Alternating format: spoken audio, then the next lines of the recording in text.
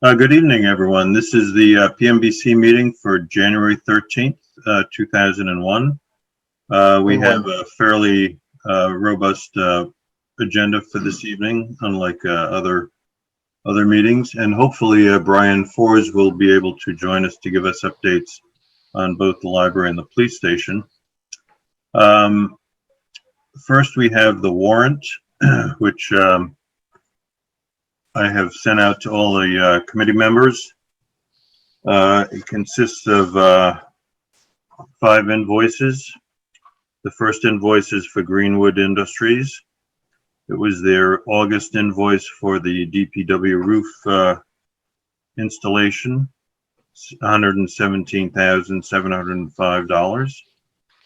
The next invoice is the December invoice from Vertex Company for the police department, $675.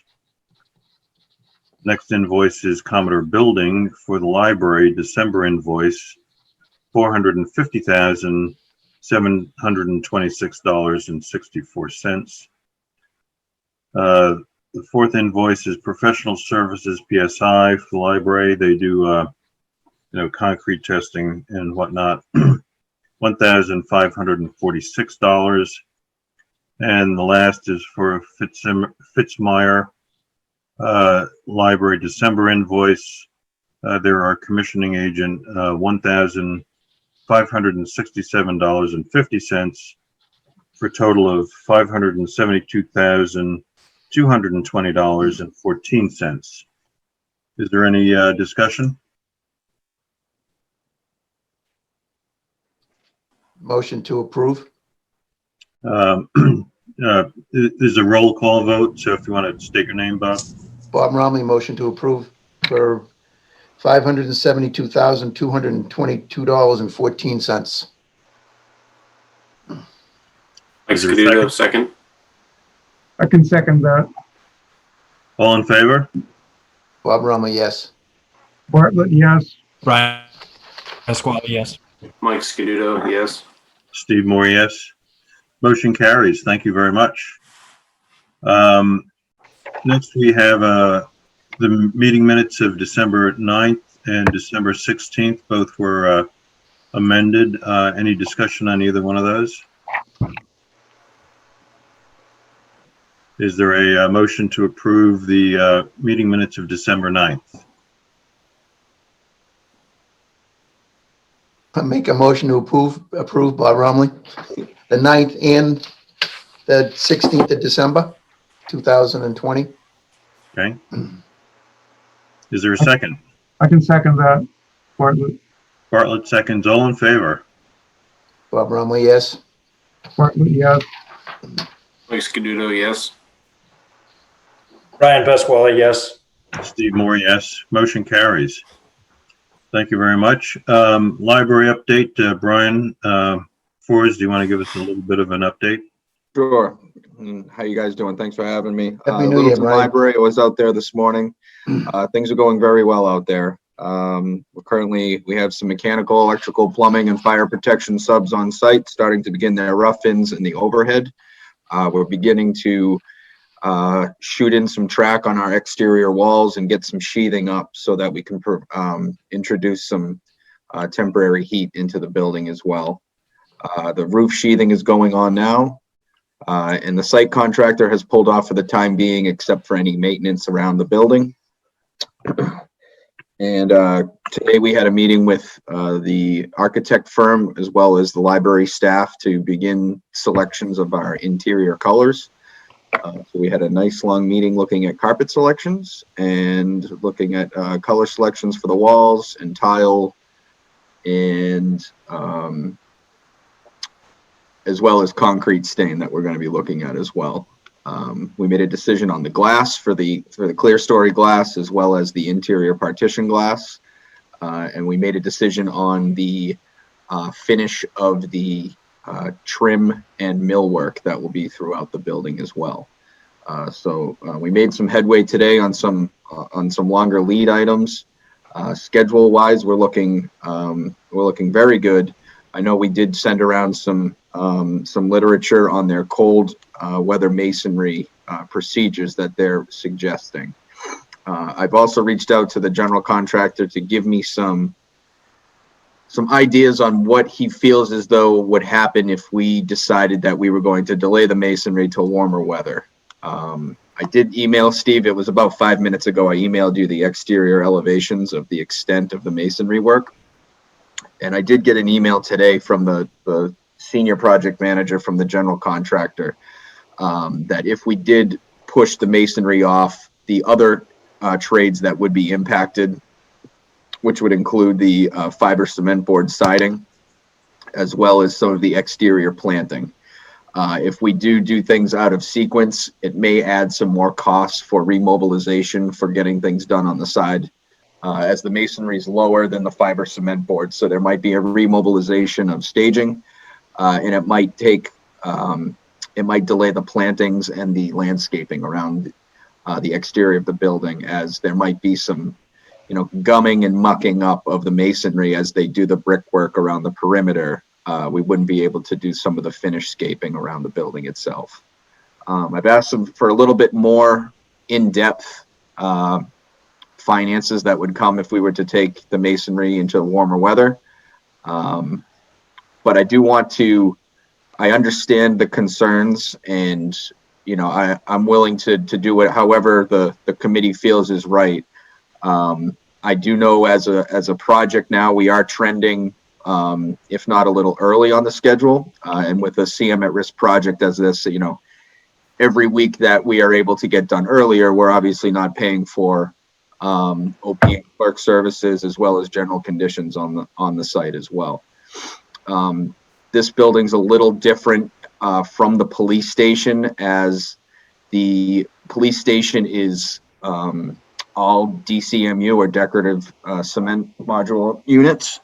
Whereas this building is going to have the brick roughly, I believe it's right around the first floor, around the back of the perimeter of the building, where that ties into the fiber cement board for the rest of the building.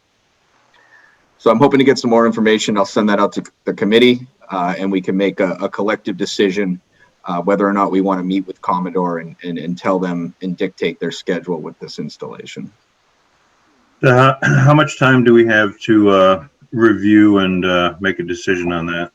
So their hardy siding is due, I believe, the beginning of March, and they wanted to have that masonry done so that they can begin the siding concurrently right after that. So I would think that our goal is to have a decision within the next couple of weeks. So we could actually kick this down the road for one more meeting if we wanted to. If I can, I'll gather some more information, and then if we can have a decision ready for next meeting, that'd be great. Yeah, I think I wanted to have the committee weigh in on this tonight. That's why I thought it might be a more lengthy conversation. I'm going to start with Rich, because he's got more, history with the masonry in the town than we do. And Rich, what do you think about cold weather masonry on the library? I think you're going to be fine. And the reason, Brian touched on part of it, is what it's a different type of substrate on the library, and for most of it, and I think the quality control is going to be there. Quality control didn't exist at the police station. There were no eyes and ears. We had a project manager and a superintendent, but there were the things I saw that were taking place on the police station, during the short period of time they allowed me access to it, that it was a job that was not being watched. I watched them use the vibratory compactor on clay, and it was just pushing the ocean in front of it. They put a slab on that. I mean, it just was not, the quality control wasn't there. I think we have a far better contractor here. And when it comes to flashings, I think things will be done the proper way. I don't think the corners are going to be cut in that. I think I'm okay with it. Okay. Anybody else have any comments? Is this, Brian, us being in this position is no fault of the contractor, right? It's not like this was scheduled to happen months ago or months from now. It sounds like they're pretty much on target. This was always going to happen in the winter months anyway, right? Correct. Yes, this was scheduled to come in the winter months. If anything, they may have been forecasting this work to be done in March. And because of the steel coming in quicker than they thought, the erecting of the steel went a lot faster than they thought. Pieces are starting to come together, and the schedule is actually accelerated. Okay. Ryan, is that, a lot of that building gonna be the hardy board? Yes. So you said that we're only, like, the first floor is gonna be, brick, and then the rest of the building is gonna be hardy board? That's correct. If permission to show real quick, Steve, do you mind if I share my screen? No, go ahead. Can the committee see this? Yep. Okay. Oh, yeah. So to show you the extent of the masonry is actually just the brick. This is we tried to explain this a little better. We have the front of the library. This is from the parking lot side looking at the front door. And these bottom exterior elevations are the sides of the building. And the masonry portion of that is the brick from the first floor down to the basement floor. So we'll have brick down to a certain level of elevation, and then it's actually exposed foundation wall as the grade tapers off. And then how about in the back? Yeah, see?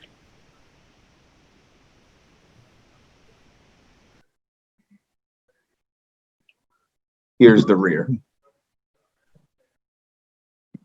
Once So again, you'll have the exposed foundation wall here, and the brick is 1 story wrapped around here. To the left of that exposed, Brian, that's all covered with, material? Yeah, correct. This will be the location of the walkout patio. So there'll be grade and retaining wall up in this area. So that would be all tarped, and they'd have a high-low thermometer in there. Correct. And- So if, can you see, did that change? Yep. Okay. Yep. So this is Senendella's kind of a rough cold weather masonry procedures, and that will be added to Commodore's cold weather masonry procedures. And these things include tarpon staging, fire retardant poly tarps with wind clips, the mixing stations, and the BTUs with the indirect heaters that they have on site, which has been approved by the Littleton Fire for the locations and where the fuel storage is going to be. Yeah, the only thing that I would add in there is to put in high-low thermometers so we can check those on a daily basis and record the temperature. Absolutely. We have the online software as well for that tracks tracks the weather, but we can also do internal temperatures. Yep. In addition to you guys having a review of this was sent to Ed Mullins, and I had a talk with him on site today, and he seemed to be pretty confident in this. I don't want to speak for him, but the only other addition he wanted on this is that we're going to have CO detectors installed once heat is introduced into this area. So those will be running on battery 24/7. And Brian, is there, are we incurring a cost for winter conditions for this temp heat plan, or is it more the other way? If we delay them, we would incur cost? A little bit of both. So they have winter conditions built into their GMP right now. There was an allowance of around $75,000, which I don't anticipate us hitting. If we do delay them, indirectly, we would be adding costs, as there would probably be a little bit more coordination on the GC's part And if we drag things on, we'll obviously be paying for the general conditions of site superintendent and the project manager throughout an extra month. We don't want to delay them. Yeah, it makes sense if they're making good time to keep chugging along. They're Yeah. a very confident, Well, yeah, confident GC. yeah. The only concern I had was the optics of doing cold weather masonry, given the fact that we're doing $1 million fix down the road. Oh, I know, yeah. Well, we went to, the middle school, part of that was winter conditions, and that was that was just a normal job. Winter conditions are nothing to be afraid of. They're very successful all the time. It's just at the police station, we had very, very poor oversight. Ryan, this is basically just one story that we're gonna be bricking then, right? That's correct. And it's a facade. Is that right? That's correct. Yeah. Yeah, so it's been here. With what they're Yeah. talking, I don't really see a problem. I think they should be able to cover it with, if they're gonna top it and everything, and with the heaters, I think it should fly. Yeah, and like you said, with this type of an oversight, we'll make sure that we're getting sufficient documentation on the substrate and the temperatures of the tarps before any mortar or masonry is introduced to that area. Yeah, Yeah, and with I'm mortar, confident. all you need is, I'm confident in the team that we have on site that could make this successful. yeah. They do the flashing right.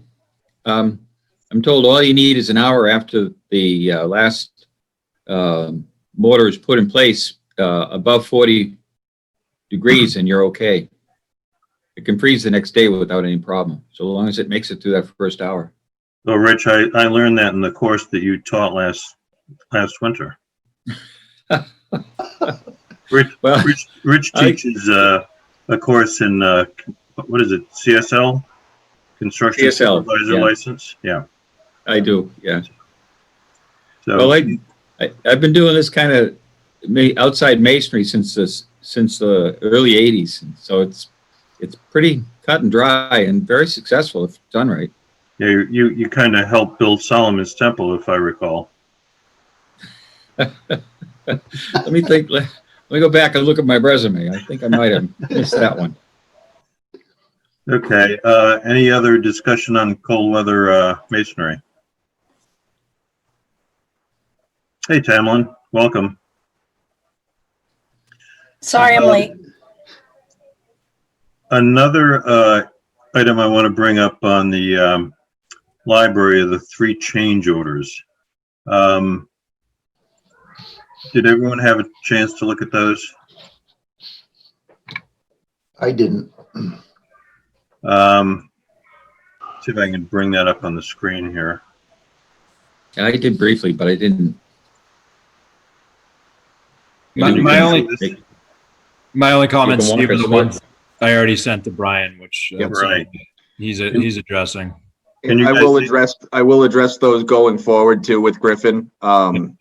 They certainly, I have them on 3 of my projects right now, and it's always a comment that I bring to the engineer of record. Depending on the change order or the magnitude, they like to, push back or, accept some of the, additional costs that get thrown into some of these things. So I will, I'll make sure of it on going forward. Can you see this synopsis that I brought up on the screen? Yeah, and just to speak to some of these, a lot of these have actually been negotiated, discussed, back and forth between the owner, the contractor, and the architect, and they've been kind of waiting in the wings since, for a few months now. We've just decided to do some consolidating, make sure we can get the amendments to the contract correct, and so that we can amend their GMP. Ryan, can you explain what they are and the reason for it? Definitely. Change order 1 specifically spoke to site work changes per the planning board in the fire department. These ones are almost a large chunk of that would be the dry hydrant that's going to be on the back side of the property. We were able to get a different material of pipe to mitigate some of the costs, and that came in around $30,000. And then when we were doing some of the infiltration basin in the excavation in the parking lot, we found some old clay pipes. So we had Cataldo come out and do some camera work and send some cameras through the drainage pipes to find out where they were coming from. Found that some of them were coming off of rain leaders off of the senior center. So we did some additional work and some tie-in into some existing structures so that we could demo out old structures and get our system into the parking lot. Change order number 2, including of the GMP, Commodore was not sure exactly how they were going to do the front foundation wall. Because of how that's built into the side of the hill, they had done several pricings and provided them to us, one of which was doing sheet shoring, which actually was more expensive than the bracing allowance that they had by almost a double magnitude. The additional $15,000 was to thicken the foundation wall so that it acts as almost as its own retaining wall. So that reflects the additional manpower and rebar and concrete to thicken the foundation wall for building when they started with the foundation walls. The other change orders with change order 2 were deletions of the duct bank. The original design called for the electrical duct bank to run down Shattuck Street, an additional light pole. Through our conversations with Littleton Light, we're actually going to have that work done overhead to the first telephone pole on the corner. Therefore, we were able to delete about 150 feet of duct bank. So we took that credit from the electrical sub and the site sub. The other was some ACT ceilings inside one of the tech rooms. It was deemed that we did not need that ceiling because of some of, I believe some of the MEPs or the mechanicals that were above it were not going to fit. And because of what the room is going to be used for, we decided to delete the acoustical ceiling tile in that, resulting in a small credit as well. And change order number 3, there had been some structural changes. They dumped a lot of change orders on us regarding some redetailing and changes that happened due to some of the revised shop drawings for the steel. We negotiated quite a bit down for a lot of their redetailing work, as I argued that was part of their contract. But there were some additional structural beams that were suggested and required based upon the engineer's review. So those were pretty much a strict error and omission from the engineer of record and a material and install cost. Fire alarm changes that had to do with an RFI that stemmed from Griffin. GGD admitted that there needed to be some changes to the fire alarm, and that resulted in around $3,000.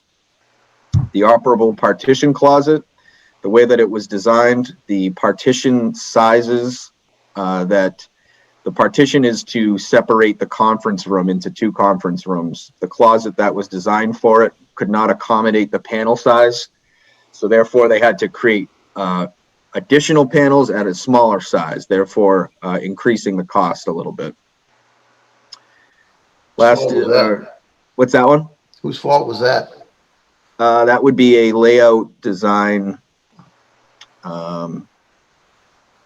What my first thought was, well, let's just make the closet larger, but there's structural steel that is right in the close proximity that was not going to allow the closet to accommodate that size partition.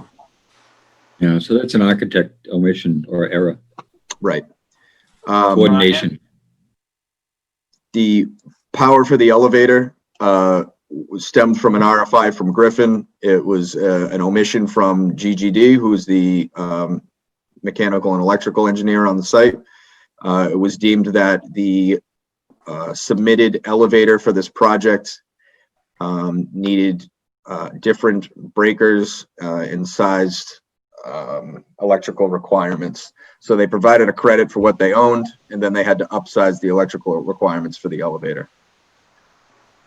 You know, it's one good thing about, it's Griffin Electric, right? That's correct. Yeah, one good thing about Griffin is they don't, they may be expensive and they may charge when every chance they can, but they'll catch things like this, which ends us up having, you know, which we benefit in the long run because we're getting the right thing installed. Yeah, I can certainly speak to their craftsmanship and you know, they do a very good job. They're very thorough, but they're also going to make sure that they get paid for it. They always start out cheap. And then some. Catching those breakers, that's a good catch. Yeah, Very good catch. better to catch it now than later. Yep. I agree. I just, to echo kind of what some of the other folks said on Griffin, I just want to try to nip in the bud the way they priced some of these changes early if we can. Yep, absolutely. Yeah. They send out a Christmas card every year though, so that's nice. Well, you deserve an umbrella after this job. Okay, any other discussion other than umbrellas and Christmas cards? No, and I think I wrote this in my email to you, Steve, right now, the total of these three change orders is around $81,000. Being out of the ground, our unforeseen conditions have pretty much been seen at this point. Yeah. With the contingency, the owner's contingency that we started at the beginning of the project, we're roughly around 1/5 of what we started with for owner's contingency. So I feel as though it puts us in a good position in working with Commodore.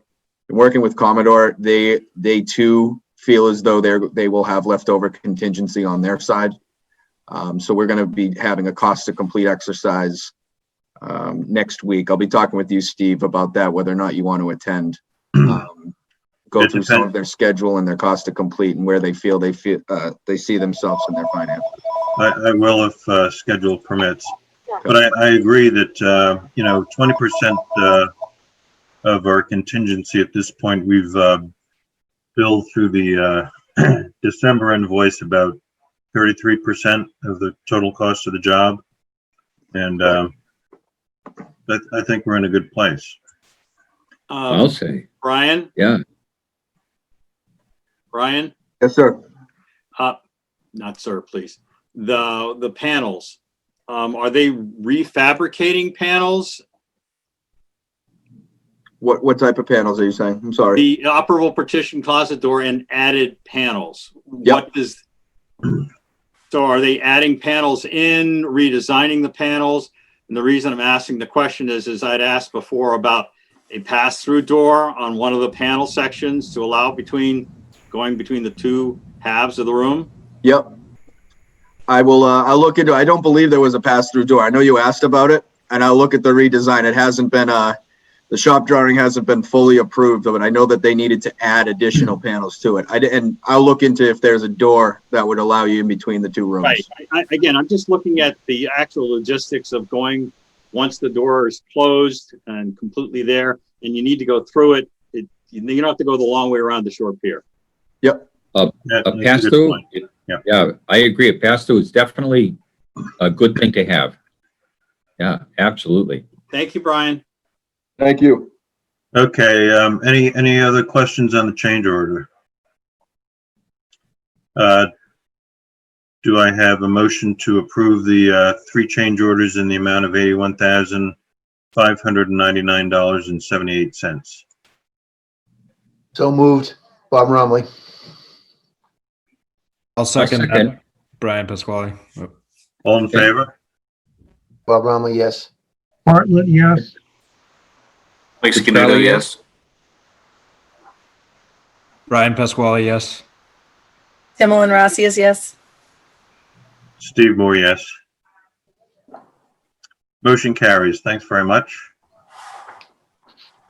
Anything else on the library, Brian? Yeah, the one other thing I just wanted to bring up, and I wanted to ask kind of a policy question for you guys is, as we're getting closer to the end of this project, we're going to end up there's going to be some needs and asks that we're going to want to put back in.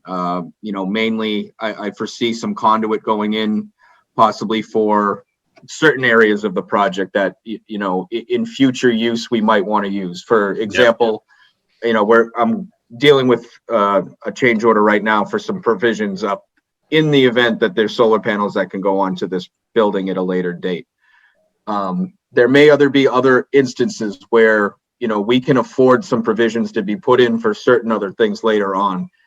Is it something you would like me to send that to say, hey, this is what we're looking at. Would you like us to explore how much this is going to cost? Or do you want me to go ahead and do that and bring it to you guys later on and say, this is what I have. And if you guys want to proceed, let me know. Well, I think some of these changes are being driven by the library board and also by the police department, right? Correct. Or the fire department. Yep. So I think it's incumbent upon us to get pricing, and then we'll review it with the the applicable parties. Sure. Okay. Well, at Brian, that you point, said- I don't said that really they're have looking anything to- else. Go ahead, Bob. You said that they're looking to put conduit in for solar panels? Yeah, they currently own some provisions in it, mainly from the disconnect switch on the exterior into the electric room up to the inverters. What they do not own is a provision from the inverters up into like the roof space, if not even through penetrating through the roof. In the event, so when a design is done for a PV system, there's nearly no repenetrating of the roof. They can run their conduit and their power right down to the electrical room. Hey, Brian, Yes, sir. I think you're supposed to have that on all commercial buildings already, according to the stretch code, because Littleton's a stretch community. Yep. Might want to look into that, because that might be another architect error or omission. Yeah, I've had a few discussions Provisions. with the engineer why it isn't there already. Yeah, you're supposed to have provisions for 10% of the roof area clear for solar and a conduit, or at least a pathway for the conduit. Yep. Okay. Thank you. Take a look. Yeah, good Yep. point, Rich. Thanks. So Steve, this is Mark Rambacher from the library. I'm driving a lot of these things, I think, through Brian as it is now, like the solar panels and some of these other changes. So we are involved in it. Brian's not acting on his own for these things. Understood. Like the solar panels, and some of these other things, that we'd like the provisions in the building so that we could add solar panels later, basically to say, where it's just basically throwing the panels on the top and flipping a switch in the basement effectively, right? And not requiring rewiring.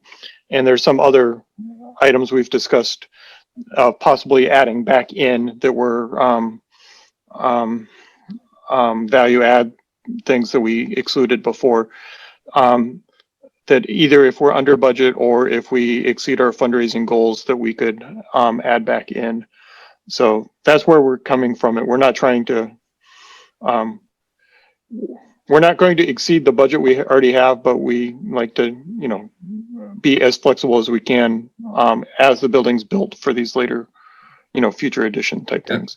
Yeah, we Yeah, totally well- understand that, especially since the library is funding at least $1 million worth of this. So And what I'm saying is that the building is supposed to be solar ready, because we're a stretch community. So the building was built solar ready, but I don't know that it, the conduit and everything was originally in some of the designs. And as it stands now, I think the conduit is in, but it's not necessarily penetrating the roof. So we need to figure out, what the end terminal points are for this project versus the adding the solar panels on project is. Yep. Right. So. Yeah, that's short money. Great benefit too. Yeah. Yeah, it'd be great to have it. Yeah. Okay, anything else on the library? So we'll move on to the police station. Brian, you want to give us an update? Yeah, I worked with CBI the past couple days to get me a look ahead schedule to see where we stood in the upcoming weeks. And with that, he's reached out to the contractor for phase 1, the waterproofing company. It was determined they received their samples this week. So they'll be sending out submittals for review to the architect by next week as well. Hope to have a mock-up together so that we can take a look at it and make a decision on the material that they're suggesting. Phase 2, CBI is almost done their bid documents at this point, and the hope is that they can be out to bid by the beginning of February. If it's out to bid beginning of February, we'd have our low bid and contractor in hand 1 month from then, probably the beginning of March. So the hope would be that phase 1 would begin right around the beginning of April, and phase 2 would be happening concurrently right after that. If the event that the phase 1 contractor wins the phase 2 contract, then the schedule would probably tighten up a little bit, as it would be a seamless transition to moving on. The only question that I need to have answered from the committee here is, there was a question that was brought up from the architect and the waterproofing company for phase 1 on whether or not they want to purchase the material for all of the project. And then CBI would base their phase 2 bid documents to say that material will be furnished by the owner for phase 2 portion of the job, and we would use phase 1 and submit a request for proposal or a change order for all of the material on the project. So basically, the phase 2 documents will indicate that the DCMU will be furnished by the owner. Yep. What So is in that, that- how much in of a that- savings was that for us? In that event, what it would do, it was in the event that a different contractor won phase 2 of the project, due to MGL 149, we need to provide 3 manufacturers of the material. So we can't guarantee that we'd be getting the same exact material for phase 2. If we go through with the change order for phase 1, they could purchase all the material for it, and we can cater the phase 2 bid documents to say that the material will already be there for them to install. If we can do it financially, I would buy it now for that reason, Brian, and even just, matching lots and any Exactly. color Exactly. variation. Yeah. Okay, so if that can be done financially, that's the question I don't know about. We're taking out a phase 2 bucket to put in phase 1 bucket, but I don't know if it's all the same bucket at this point. We'll make it work. Like that attitude. Thank you. We'll make it I will work. make sure that Arno from CBI knows that, and we will get the conversation rolling with the waterproofing company. I don't know if we need a vote on that, but maybe we should take a vote anyway. Brian, roughly be what safe, kind of money you talking? Let's see if I would say maybe 100,000. That's about right for the material alone. Yep. Correct. Well, if you need a motion, I'd be glad to draft it and say that I'd like to direct the project manager to direct the contractor to pre-purchase the whatever the recommended quantity is for through the waterproofing company for phase Right. 2. Rich, I think we want to reword that we have the designer specify that the materials will be provided by the owner, and then the owner will decide how to procure the materials. Great. That sounded like a motion. Can I say I so can't, I moved? can't make the motion. It's up to you guys. So moved. I second it. Bob Romley. As you said. All in favor? Bob Romley, yes. Brian Bartlett, yes. Pasquale, yes. Similin Rich Rossius, Crowley, yes. Mike Scaduto, yes. Steve Moore, yes. Because there were a lot of people talking over each other, it was a unanimous vote. Yes. Sounded like it. The other order of business is I received 2 proposals last Wednesday, I guess it was, from CBI, the designer, and from Vertex for the phase 2 work. CBI came in at $45,900. The original budget was $50,000, so they're under budget by $4,100. Vertex is at $53,300, which matches the budget, but the difference there is that's a T&M, not to exceed. So I think we're in good shape there. I'd like to get a motion to accept both of these proposals so we can issue a notice to proceed and get going with the work.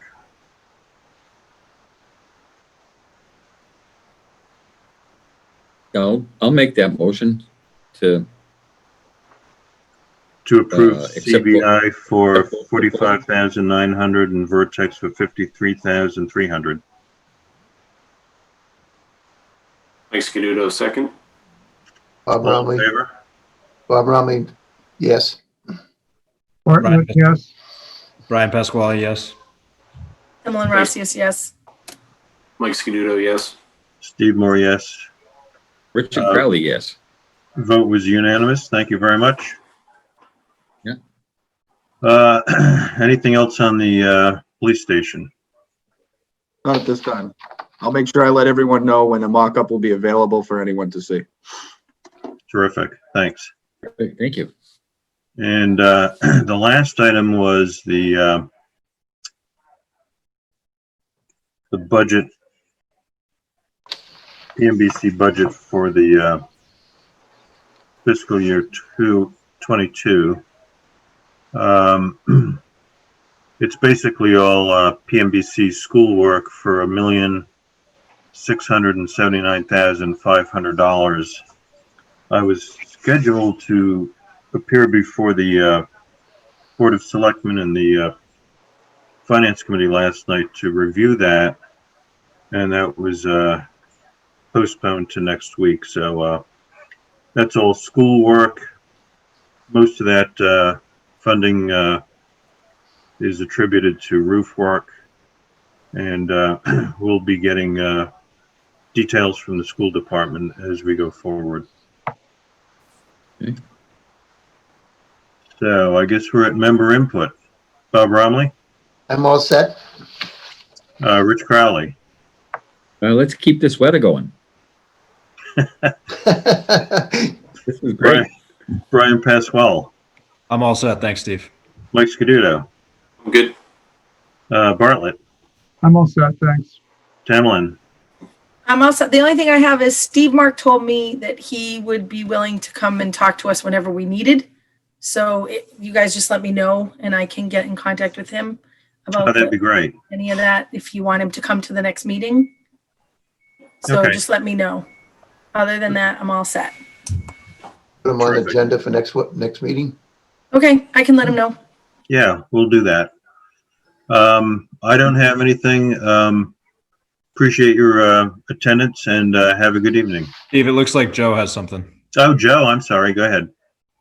Hi, thanks. I just want to give members an update so that if you wanted to watch on January 25th, we're actually going to have LLB prepare and provide a presentation on space needs. We asked them to look at Indian Hill Music Center for senior center and other uses. They're going to provide that report. It will be put together in the packet in advance of the meeting. So if anyone wanted to take a look, and I can make sure I send that link out to members so that if you want to take a look at it in advance, they'll also provide a couple additional schematics of what could happen on the main campus at 3337 Shattuck Street as far as locating senior center there. The select board is really interested in trying to move that along. So I just wanted to give you guys an update on that. That's terrific. Appreciate it. Kirby, are you still there? Yes, sir. I was just waiting to get the non-board members off and then we could take the picture. But Okay, if sounds Joe, good. we do go ahead with the Indian Hill. I know the first floor kitchen is great shape because I built the cabinets that are in there. Oh, it's a wonderful kitchen, Kirby, Thank you. because I've done so much volunteer work there. I kept thinking, why aren't we looking into that for a senior center? Steve, next Well, meeting, the you'll- 27th? That'll be the 25th. And, with all building projects, there's always things within the walls and other things that then present more challenge. So at least stay tuned for that meeting on the 25th. Right. Appreciate it. So, Okay. Is someone you going to wanna- make a motion to adjourn before we do anything else? No, our next meeting, the 27th? yes. Now, do we want to adjourn before we take the picture, Kirby? If you wouldn't mind, then I can also stop the record. Sounds good. Okay, meeting adjourned. Thanks, everyone, and hang in there for the Roll call vote. yearbook photo. You need a motion. I'll make a motion to adjourn. Yes. I'll second it, Bob Romley. All in favor? Aye. Aye. Aye. Aye. Aye. Richard Crowley, aye. Unanimous. Thanks very much. Okay. Bye, everyone.